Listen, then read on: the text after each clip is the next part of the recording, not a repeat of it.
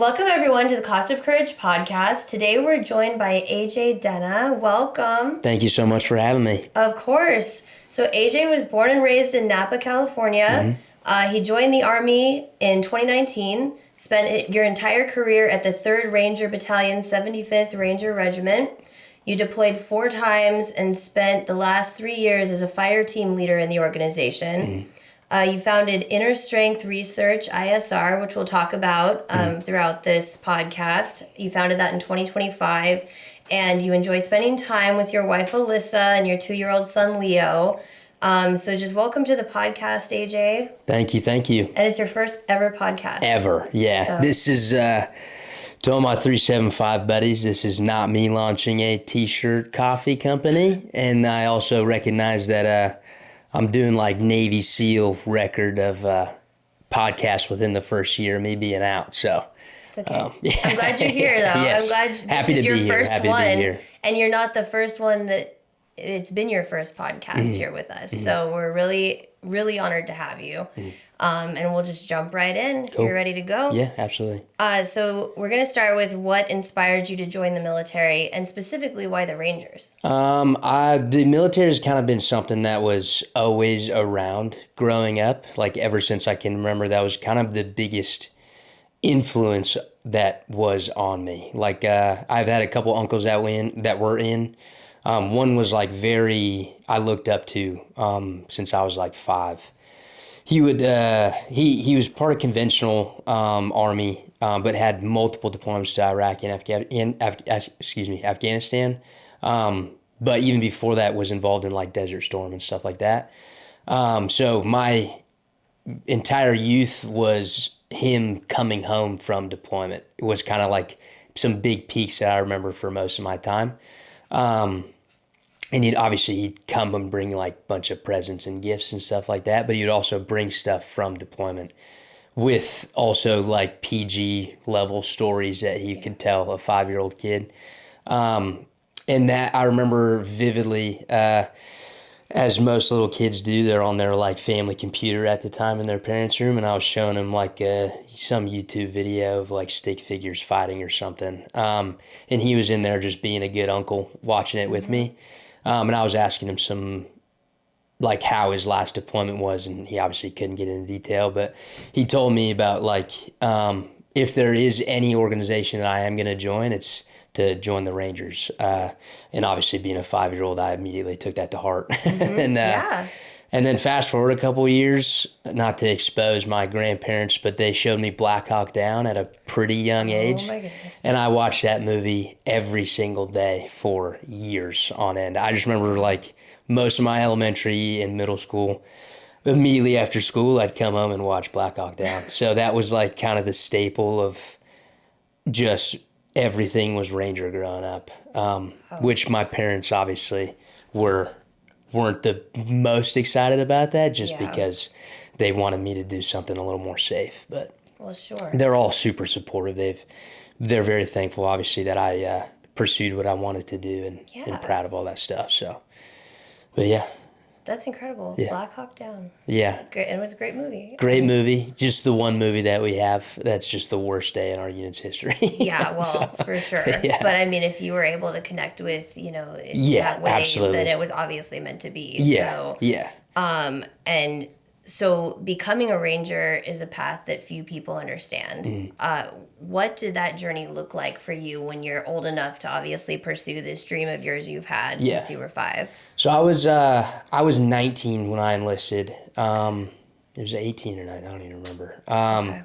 But I knew, because it was like so idolized in my mind, I took the train up for it a lot more serious than I think I needed to, if I'm being honest. Okay. So graduating high school, I knew that was the path that I was going to take, but in my mind, I was not mentally ready or physically ready. I played sports all growing up, and the gym was always like very important to me, but not in the way that needed for like an organization like Ranger Regiment. So I took full 2 years to train up before I even enlisted. Okay.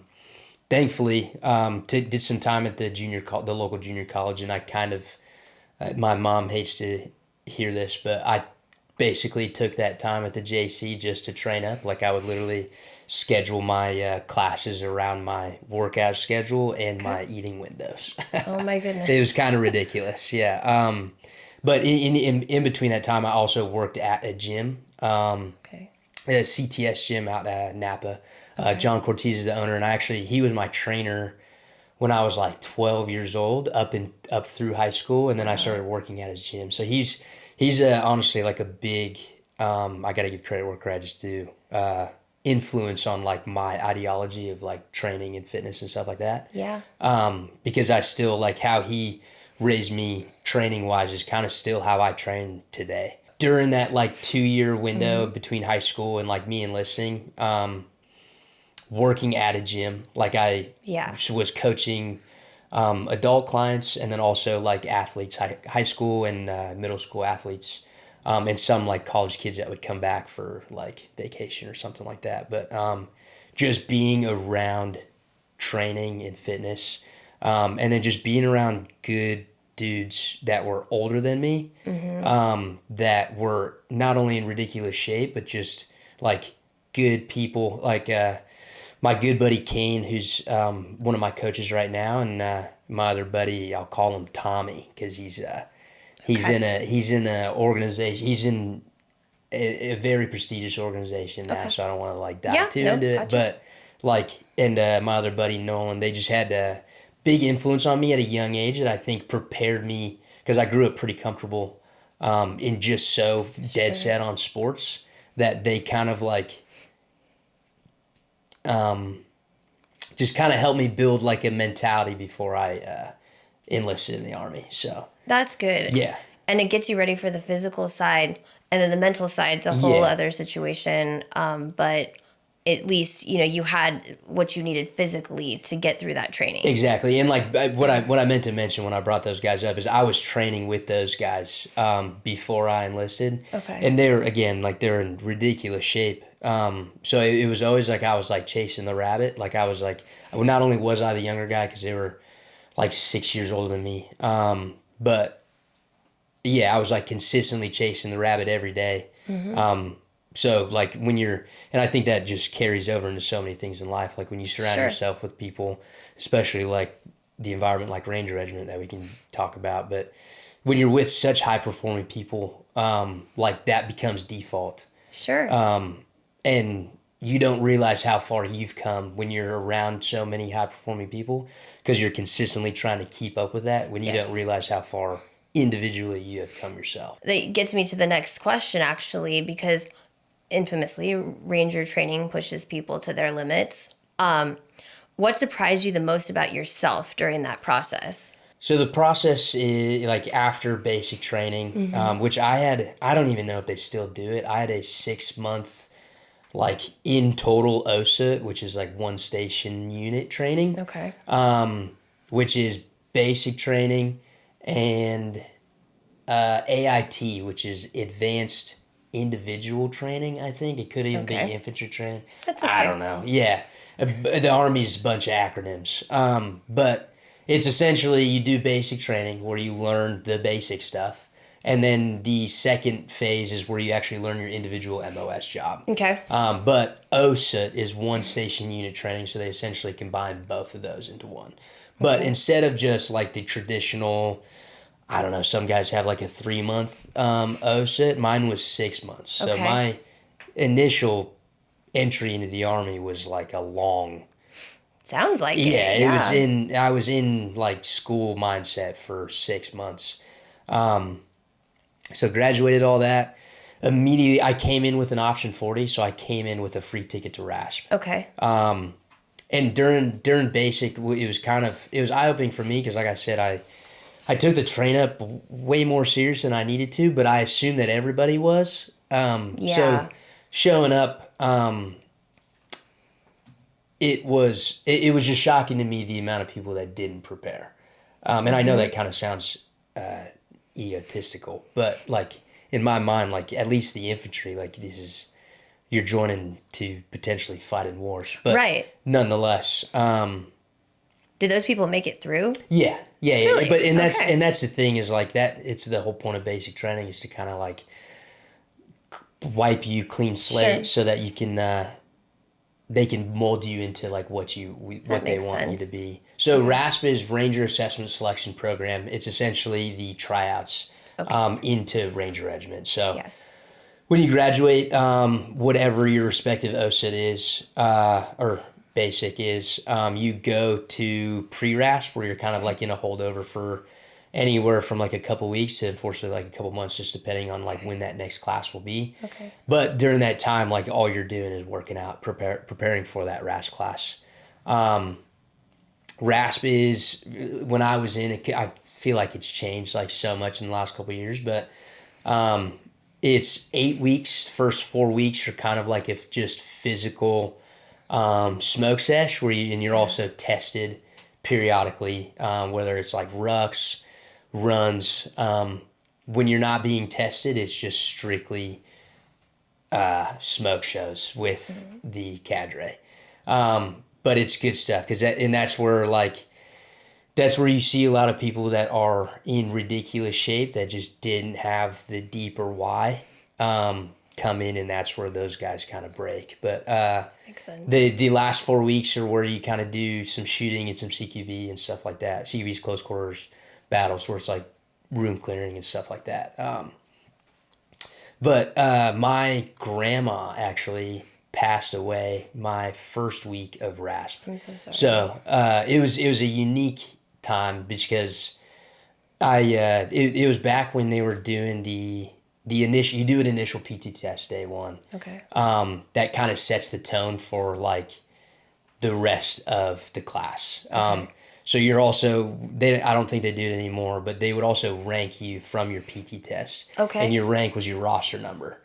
So the higher you are, like the higher your number, the lower your number is, that's how high you were on the PT test. So like roster number 1 was like, that was the best on the PT Okay. test. And then so on. But that kind of like puts you in the limelight if you're one of those higher numbers, just through hard work and I think a little bit of luck.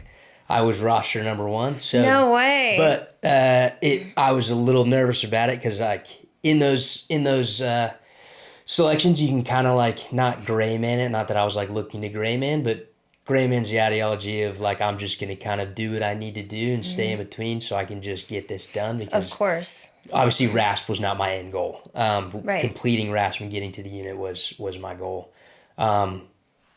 So like day 1, getting roster number 1, I was like, dang, now everybody's looking at Sets me. the bar, yeah. But yeah, and then so did the first week.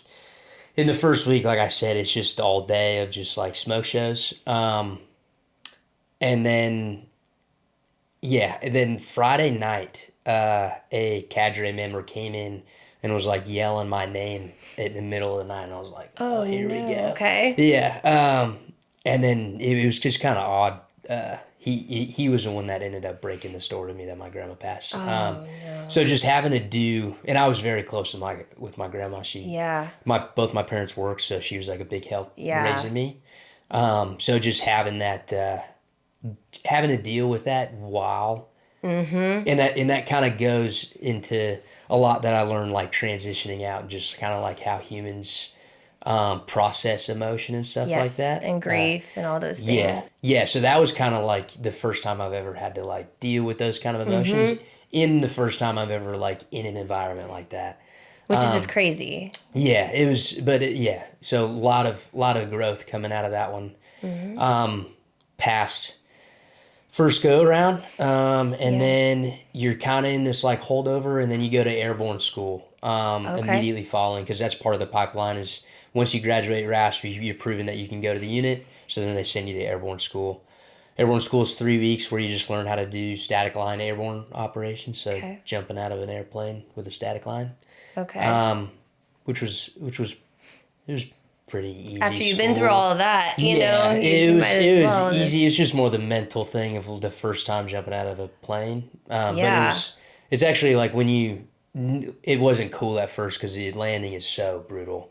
Especially when you're static line is you're supposed to get as many people out the door as possible, and the ability to jump like a lot of weight. So the landing is always like pretty aggressive, and you can only control the parachute so much.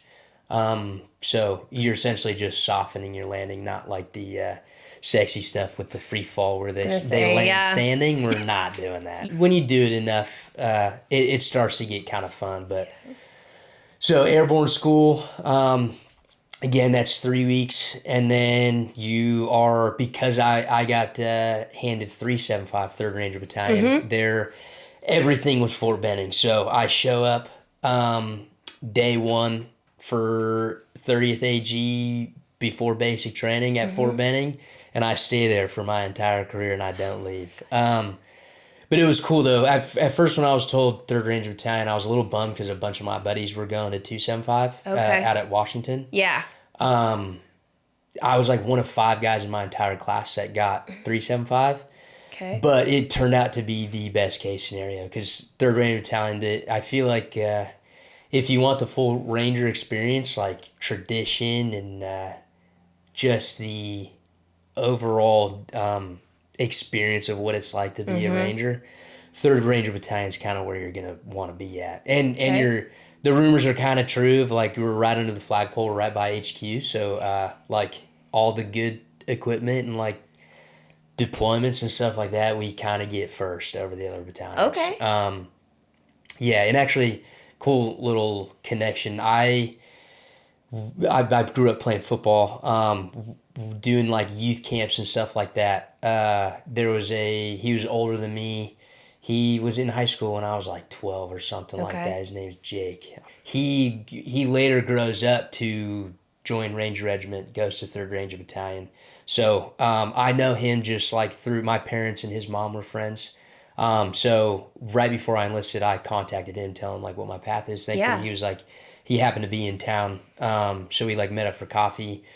Long story short, he like goes back to work. I then enlist, go through all this stuff. Yeah. And then at airborne school, he calls me and just kind of like asks me where I'm at in the process, which is just, it was just like perfect timing because that was right before I was about to get brought to the unit. So by the time that I got to the unit, he made the phone calls he needed to make to get me to his platoon. Okay. I would have been sent to just any random line platoon. Right. But so it was cool to kind of have that connection of like, we're both from Napa. Our parents know each other.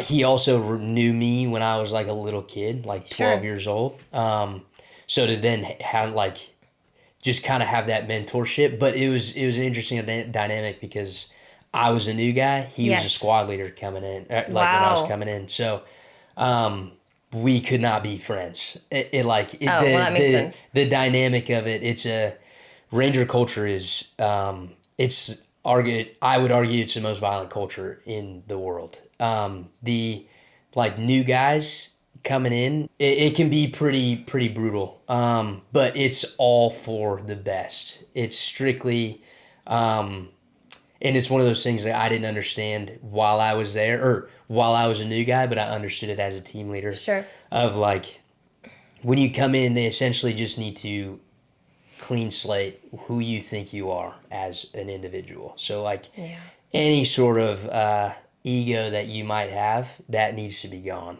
That makes sense. So in the way that they handle that is through like physical like workout type of punishments, like burpees and stuff like that.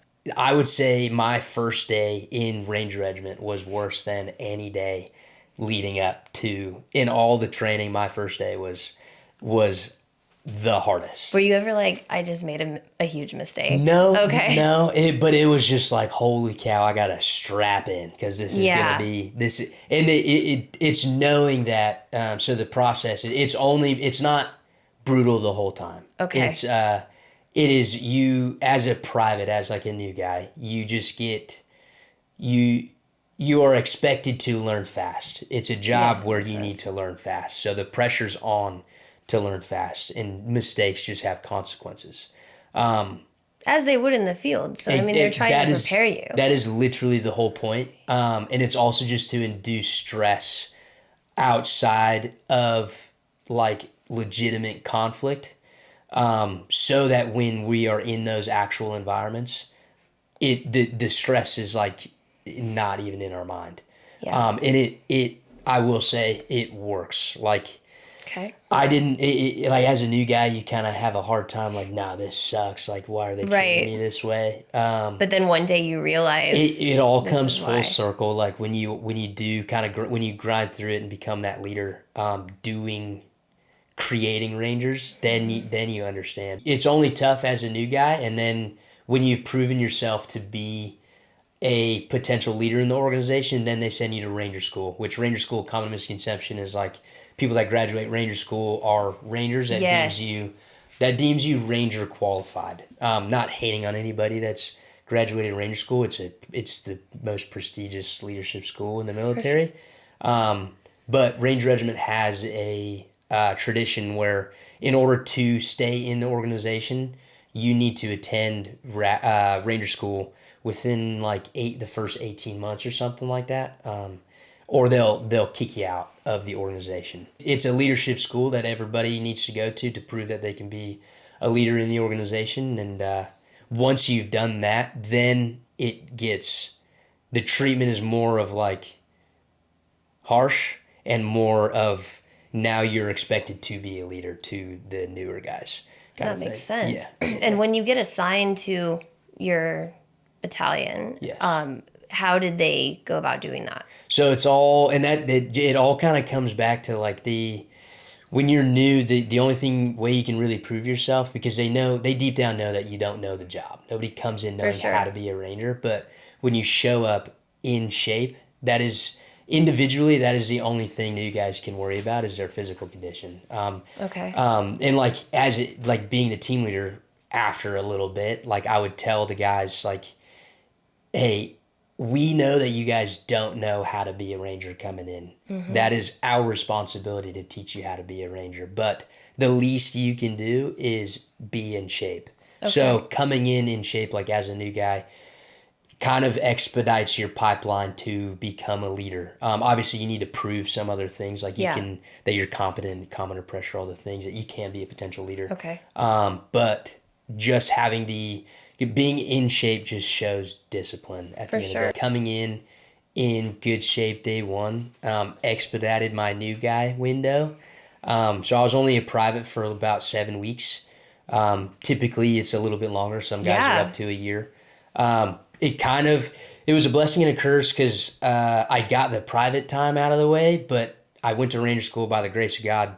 I went straight through, which was an experience in itself. But coming back, having a Ranger tab, and expecting to teach new guys when I don't know the job myself was quite the fire hose to the face. Well, I bet. Yeah. And I bet. And becoming, Yeah, so it was like the pressure from leadership for me to teach people, but also need to be learning the job on the fly as well, which once it took some growing pains, but I was a tab for about a year and a half. Got 2 deployments as a tab, and then came back and pretty quickly got a team leader role. And then I know you're a fire team leader. Yes.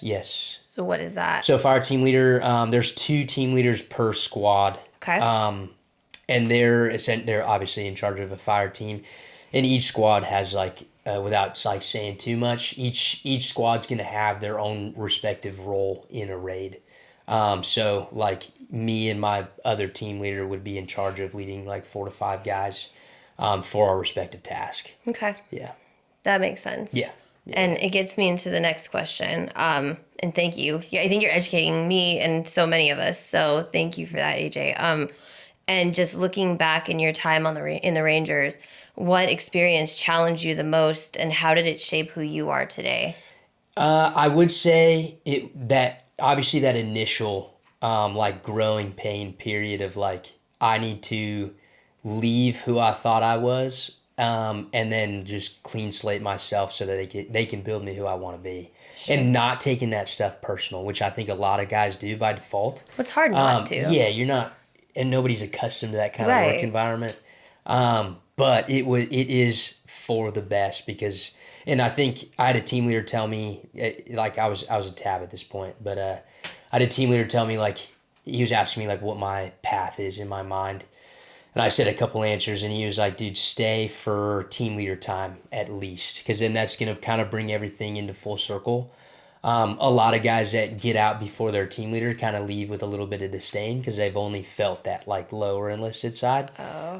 So feeling what it's like to be a leader, and also with that comes doing that cool guy stuff that everybody kind of joins to do. So that was pretty tough, but honestly, like the transition out was the hardest for me. Yeah. Not the PTSD thing or anything like that, but it was more like I worked hard to create that kind of mindset that Sure. it took to work that job, or worked hard to be acceptive of that. Of course. If that even makes sense. No, it does. So to work hard for that, and then one day just immediately think that I need to let it go. And I think that's kind of just the Ranger mindset of like, cool, boom, I'm on to the next thing.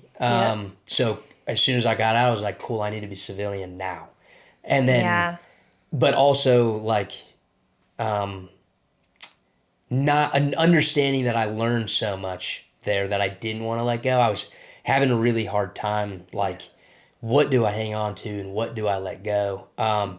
But just the relentless standard of like being around such high performing individuals for so long, every single day. I expect a lot of others, and I expect a lot of myself, more so myself. So when I didn't have anybody holding me accountable to to a standard that is even exceeding my own, I had a really weirdly difficult time with that. That makes total sense, though, because we've heard that from a lot of our guests, you know, that the transition's really hard, and it's like you have this structure and stability that you no longer have anymore. And so it's really difficult. And I've always wanted to ask this question, you know, did you ever just have this moment where you're like, I felt more like myself when I was still in, and did you ever feel like I just want to go back to that? It was pretty, I didn't admit this out loud to myself for a solid 8 months. It was, so just a little bit of backstory. I had my son, he was 2 months old when I left for my last deployment. My last deployment was a lot different in the sense of like, this is my first time being a dad. And first time like leaving a wife with a newborn. So like there was a lot more kind of going on in my mind than just what I should have been focused on, which definitely played a role in why I got out. I did not want to do another deployment with a kid. I was ready to get out because I knew that that was the right answer. But it was definitely not because I was 100% ready to leave, if that makes sense. That makes a lot of sense. Like I was at the peak of my career when I left. I don't regret any of my decisions because obviously everything happens for a reason, which is what I kept telling myself and is now being answered.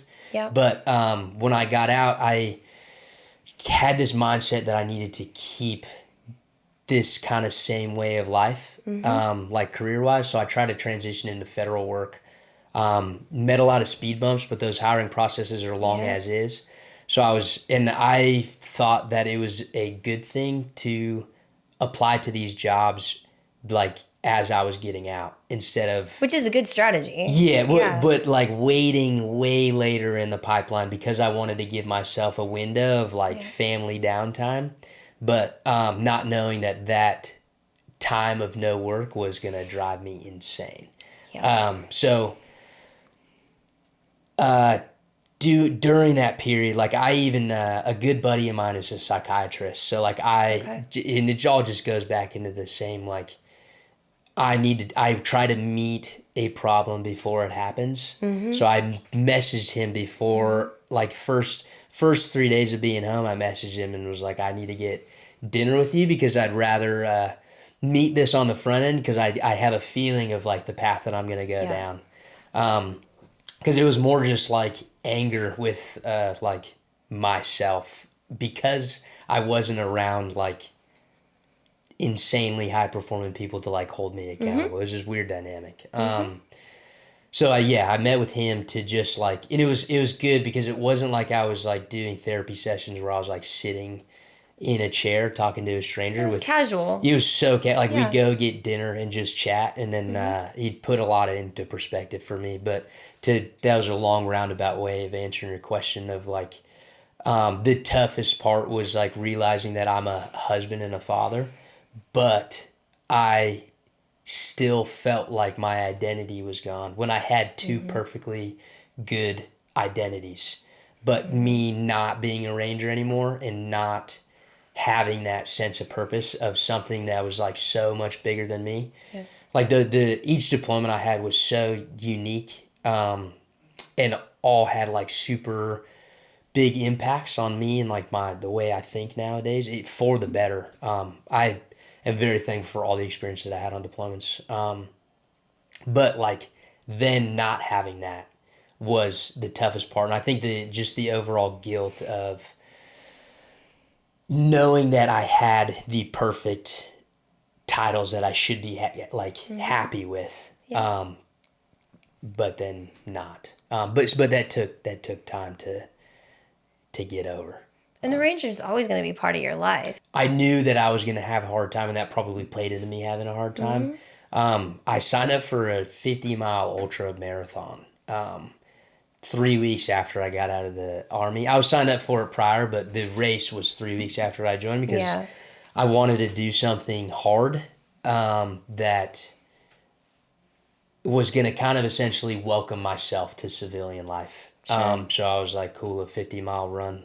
It was like 11,000 feet of gain, and I actually, like, just because I knew that I'd done some previously hard things, I went into it almost kind of mockingly, and it kicked my butt, I will say. But the 50-mile ultra was, it was the best decision I made transitioning out, because it has now become a full passion of mine of like ultra marathons. Oh, so it's something you do now regularly. Yes, okay. and it's like almost like a therapeutic thing for me, because that 50-mile ultra, like I said, I was like kind of mocking it just because I knew I wasn't going to be winning the thing. I was like going to be a mid-pack guy. But that's not what it was about. And that's not what it was about. It was just about doing something hard. But I think it's all because I went into it with an ego. I got hurt like the last 13 miles. Like my knee completely was gone. So, and I wasn't going to stop. So I just limped the last 13 miles. You got through it though. But like I said, like it was the perfect transition, because my years prior, I was with some of the most savage dudes that I looked up to every single day. Even the ones that like were technically subordinates of mine. Like I would watch on the job and just like, God, that guy's so sick. Yeah. So that's what you want though. You're so proud and like to see. the confidence that you have, like when you're around those kind of guys, like being in the worst places in the world in the middle of the night and having zero fear whatsoever, because you know that like every single person right next to me has my back. And then doing the 50-miler, I'm completely by myself. Yeah.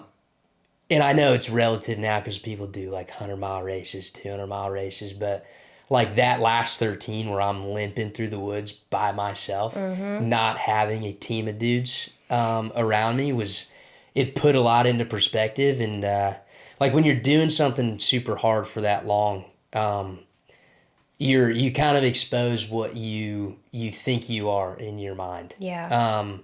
So like I encourage a lot of people that are like struggling mentally or just struggling to like kind of figure out who they are. Maybe you don't have to do an ultra marathon, but do something difficult for a long time, because it's going to force you to look internal. And ultras, there's so many parallels to life of like, the mountains are a mirror. Like whatever I had in my mind of myself was exposed in those moments, because I'm by myself out there. Yeah. And it's me getting to that finish line. And just like the not making the decision on an uphill, there's some, because those ultras, there's so many highs and lows internally. And And it's just like a slow burn. So Inner Strength Research is the name of your gym. Yes. Can you tell us more about that and also how the name came to be? Yes. We're technically a strength conditioning programming and coaching. We do programs and we do adult fitness classes as well as like one-on-one strength conditioning sessions. But yeah, Inner Strength Research, there's kind of two different core essences, if you will. Okay. Inner Strength Research, obviously, like objectively, inner strength research is the idea, is what I love about these like ultra marathons, where you're constantly kind of tapping into that, like, I've met my limit, but I'm going to continue on. And then also inviting people into that kind of mindset is super exciting to me. And just watching people push farther than they previously thought that they could, which is kind of the environment that I wanted to create in a gym atmosphere, but a lot more controlled. And then the acronym ISR comes from the military. Okay. So there isn't a single raid that happens without an ISR platform, which is intelligence, surveillance, and reporting. It's essentially just the bare bones. It's like a drone, for example, overhead that kind of is the eyes in the sky as we're conducting the operation. So like as the dude on the ground, I can worry about what I need to worry about with the guys that I'm with. And that ISR platform will let me know anything that's happening around the area of operation. So Wow. nothing can get in the way of me and my job without me knowing about it, basically. So carrying that mindset over into my soon-to-be gym, I wanted to create an environment where, similar to like how I was in Ranger Regiment, where I'm working with people that come from multiple walks of life. We all have our different motives, why we towed the line to become Rangers, and why we are actively on deployment doing what we need to do. Even though we all come from different aspects of life, we're all here with one purpose. And you can also create that kind of environment and empower that kind of environment in a fitness atmosphere. Everybody has their reason why they want to step into a gym. Everybody's got their own individual goals.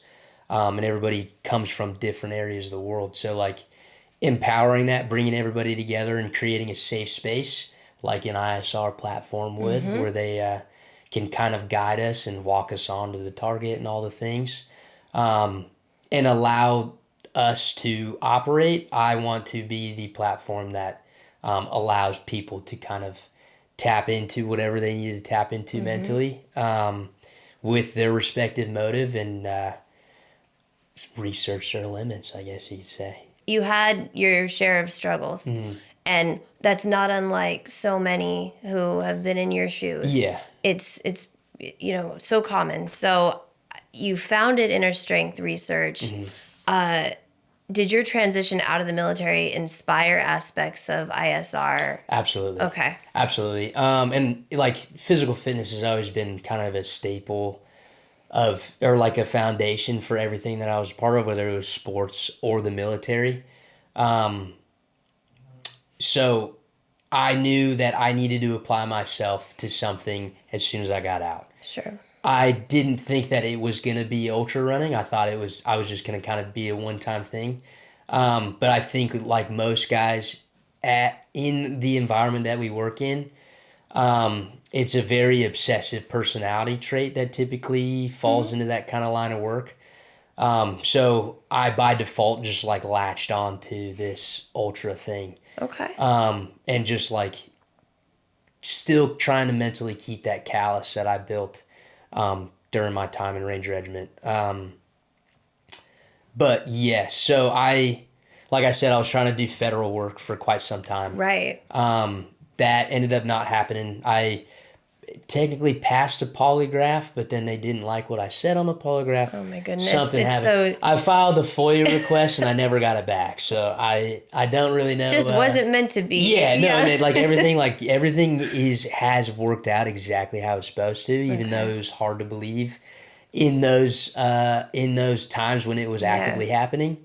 So around like July, August time frame, it was kind of like me accepting like, okay, this federal thing is not going to work your out. path. Yeah, I'm still like waiting for my FOIA request again. That never came. September of last year, I ran. It's called the JP's Backyard Ultra. So it's his name is Jonathan Pasquale. He has stage 4 terminal cancer, but he's just the most like inspirational dude ever. He with stage 4 cancers like completed full Ironmans and ultra marathons and stuff like that, and just still has like the most positive spirit you could have. Sure. Which is like just the blueprint for like inner strength and intestinal fortitude and all that stuff. Yeah. Which I love just seeing. And he holds this event that's a fundraiser for cancer research. Okay. It's called the JP's Backyard Ultra. It's his Backyard Ultra. It's out at Skyline Park in Napa. Okay. And it's a different kind of ultra marathon in the sense that it's backyard style. So it's every hour on the hour you do a 3-mile loop. Okay. And you can do that from 1 to 10 times. So you can kind of come out there and kind of see how far you can go. And there's like 500 feet of gain per loop. So it's some pretty rugged terrain for 3 miles worth. But during that time I was running with some friends, in the lead up, and I invited them to the race. And then I also got my dad to sign up for the race. Oh, nice. Who my dad hadn't run anything over 5 miles up until 2 months before. He put himself through a 10-miler 2 months before the JP Ultra. Okay. But I'm explaining this because at the race, 5 of my friends who had never done over 10 miles ran 33 miles. Wow. And then my dad, who had never run seriously over 10, ran a half marathon in the mountains. So, and that was the first time he'd done that in his life. So that kind of re-sparked that fire of like bringing people together around fitness and watching people push farther than they have in their life. Sure. So that was like late September, and by early October, I was like talking to my wife and my parents. I was like, guys, I think I'm just going to start open up a gym. Yeah. Cause I love training, and like that event, just bringing people together, inspired me to pursue it. And then so that was like, it was just an idea in October. November, we like kind of did like a hard launch social media wise, just to kind of build some following. Yeah. And then by January, we did like our first like community event, which was big for us because we wanted to show like, hey, we're a community gym, but we're a community that's for the community. So we donated to the local high school during like a crab feed before we were even like a profitable business. And then that just rolled into, by February 2nd was our first classes. So February 2nd was like our day 1 birthday. That's crazy. And then we've been having classes ever since. Yeah. And you have a lot of veteran clients that we have a few. Yes. Okay. Yes. Yeah. I would love more veteran clients. I think it's more, like what we were talking about before, of like, Napa's actually like a pretty patriotic town. Yeah. And there's a lot of military and a lot of prior military that live in Napa, but I am new to the like veteran scene, I guess you could say. Of course. But I do know that there's a lot of guys that like were in the military that are in Napa that don't really have like a community, like a veteran community. Right. So I think it's more just me wanting to create that kind of space around fitness. Around fitness. As we know, yes, many veterans carry invisible wounds alongside their physical ones. Mm-hmm. How does ISR help veterans navigate PTSD, recovery, rebuilding, purpose after service? I think it's also important to like empower veterans for what they've learned during their time in. It was something like I spoke about earlier of like I was so dead set on like when I got out I needed to be a civilian. Mm-hmm. And you cannot just flip that switch off, and you also shouldn't try to flip that switch off, in the sense of like we learned so much about how to be a leader calm in the chaos, decision-making, communication skills that most people our age coming out of the military do not have yet. So like, again, I was the classic, like my identity was wrapped around carrying a gun for a living. So I thought that I needed to carry a gun for the rest of my life. But I never saw myself in business. So, and I'm having a heck of a time doing this business thing. It's so hard. It's hard, and it's fun, and it's so rewarding. But my point of that is like, you don't have to just completely, and there's no shame in carrying a gun. We obviously need all of those service workers. I was trying to be one. But you don't have to put yourself in the bubble of that is all I am and all I can do. So like everything that you've learned, like the world needs more Rangers, the world needs more Green Berets, SEALs, even like leaders in conventional forces are just good people that have had experiences that like most people in their 20s and 30s haven't had. And the workforce needs, like the civilian workforce needs. And it's based in our minds, like basic stuff of just communication, like knowing how to talk to another human being, goes a very long way. And also just listening. I learned the hard way on how to communicate clearly and concisely. And it is something that is like sought after in the civilian workforce or workplace. So just, I guess to answer your question is just like empowering veterans to like, there's so much life after the military kind of thing. So I hope that answers the question. It absolutely does. Yeah. And that's the message I think a lot of people need to hear, because getting back to what I was saying earlier, people think they're alone. Yeah. They think they're the only one that's going through this, and it's not the case. Yeah. And that's why I'm so grateful for you being here, because I don't think we've had such a transparent conversation about, the highs and lows of the process of separating and transitioning out. And no one would know better than you. And that's why I think with ISR, you're able to share what you went through. Yeah. And gathering around this community of fitness, which is a passion that you obviously have that I think you could share with others. Yeah.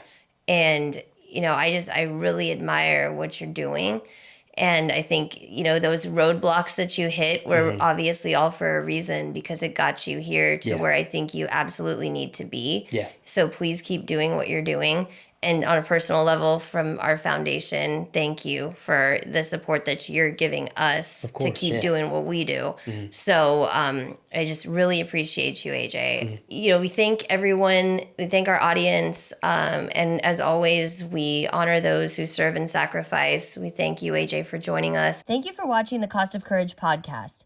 Since 2014, the Cost of Courage Foundation has supported veterans, service members, military families, and Gold Star families through emergency assistance, scholarships, food security programs, and art therapy. Our all-volunteer organization operates family pantries at military installations, provides grocery distributions for veterans through local VA facilities, supports homebound service-disabled veterans, and sponsors art therapy classes for wounded, ill, and injured veterans. We also award scholarships to Gold Star children, spouses, and siblings. Because 98% of donations directly support our mission, your generosity helps us continue serving those who have sacrificed so much for our nation. Thank you for your support. For more information, please visit thecostofcouragefoundation.org.